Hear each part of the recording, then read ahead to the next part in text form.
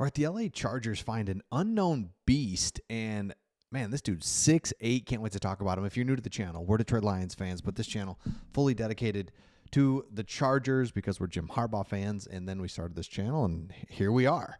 So, yeah, if you're new, just hang out because you're like, what does this guy know about the Chargers? I don't know. Maybe I'll surprise you. All right, here it is. Savian Washington was signed, undrafted free agent. And there's a few of these you want to point out because it's like, wait a second.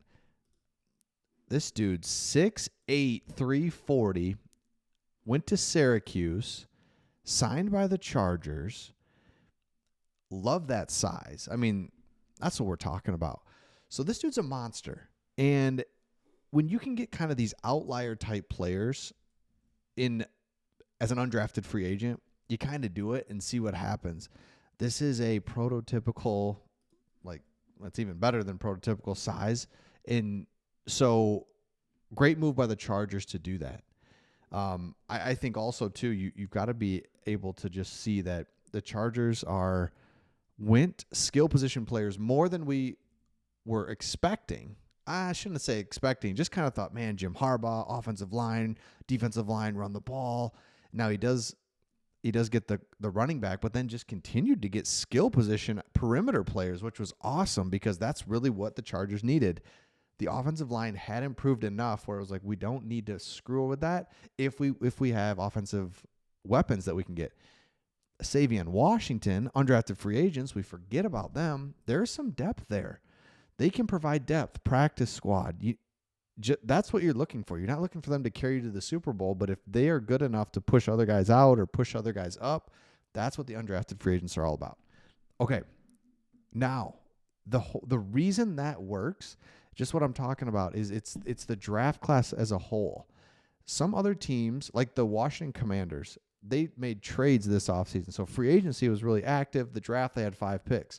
The Chargers would be complete opposite of that. The free agency, whatever. You filled some spots. You got Mike Williams back. You got a couple things taken care of. Fine. But really for you, it was the whole draft. So, again, Savian Washington, a tackle coming to you is great, but it's really he's part of a bigger picture. So let's go to that real quick. PFF put out their favorite pick that each team had. And the Los Angeles Chargers, Trey Harris. Harris is the exact type of receiver the Chargers needed. An elite PFF receiving grade. He's got contested catch rate of 61.5%. So contested catch rate, if you're anywhere above 50, because we call it, right, 50-50 ball, he's 61.5. Love that. He's also a deep threat. He can stretch the defense. Love it. 6'3", 210. Man. And you look at his, look over here, his PFF grade, ton of snaps in 22 and 23. Played a ton. His grade is good on each one of those as well. So, man, let me know in the comments too, your favorite pick. But for me, that's an awesome pick because he just is a box checker. I mean, everybody says they don't draft for need, but I just don't believe that. That's a need. And so, boom, done. So speaking of that, we'll go over here to, again, just looking at your draft class, Trey Harris, Amarian Hampton. I mean, that's just awesome. Keandre Lambert-Smith was a really good pick too. And then you get tight end Oronde Gadsden. Now, we know that Oronde Gadsden can't currently block, but he is an incredible weapon at tight end. Perfect. Now, this is interesting here. And again, this is just more of a eye chart, kind of fun to look at just for perspective. So this shows if it's red, that means that you drafted a player before PFF thought they should go. If it's green, you pick somebody after PFF thought they'd be gone.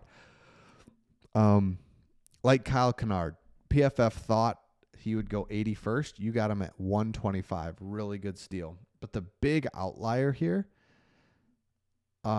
which by the way, big outlier here. What I was gonna say was a couple of these they just nailed correct, which is pretty impressive. R.J. Mickens, they thought he would go 108. Instead, he goes 100 picks later.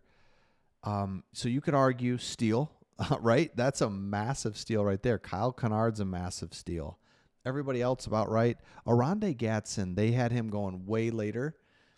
And I see why PFF would have that. And I also see why he makes sense for a team, specifically the Chargers, where we need playmakers. We're all about, this is what I'm saying, is like Chargers all about core, run the ball, stop the run, physicality. We're all about that.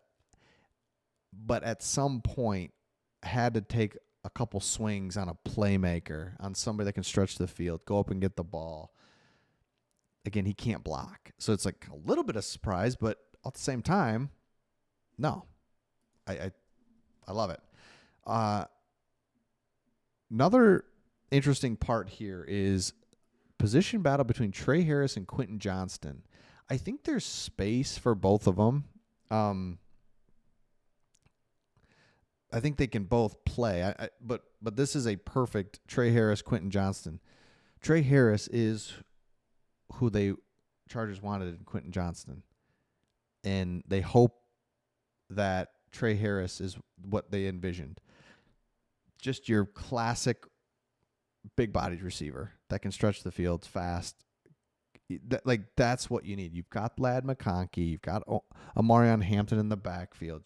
You can run the ball. You've got a blocking tight end. You've got a receiving tight end. You've kind of got everything checked off, but you need that Quentin Johnston receiver.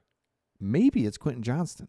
That's who you would really hope, honestly, steps up and going into his, third year, fourth year, where you're just like, dude, that's what we're talking about. And that is what we need. And then you can allow Trey Harris to come along. So it's ideally, it's not Trey Harris, it's Quentin Johnston that really plays well. And then from there you can go and just be like, all right, let's roll. So Chargers, love it. Love the draft as a whole. Everything you're doing is smart. And again, we try not to be overly positive on this channel, but we also, just an outsider's perspective on your team. And I'm telling you, watching the Lions and how they've rebuilt from nothing to just a powerhouse, it was through the draft, nailing draft picks, and taking swings at draft picks, though. Being like, okay, man, Jahmyr Gibbs, that early? That seems, it's like, dude, who cares? The guy is incredible. Yes, that early. Sam Laporta, tight end. Got him in the second round. It's just like, tight end? Really? Okay, tight end really matters. When you have a good one, it's awesome, right? So those are the things. Okay. Also, if you're new to the channel, talk tacos at the end usually. Just brisket tacos. I'm a big dipper of tacos too. I'm dipping in something. Queso, ideally. So then if you're going to dip in queso, you want to make sure that you're being smart about what's in the taco. Then if you dip in queso, you're going to stay away from things like sour cream. I mean, for me anyway. When you dip in queso, it's going to be more meat and man, the queso is really what the star of the show.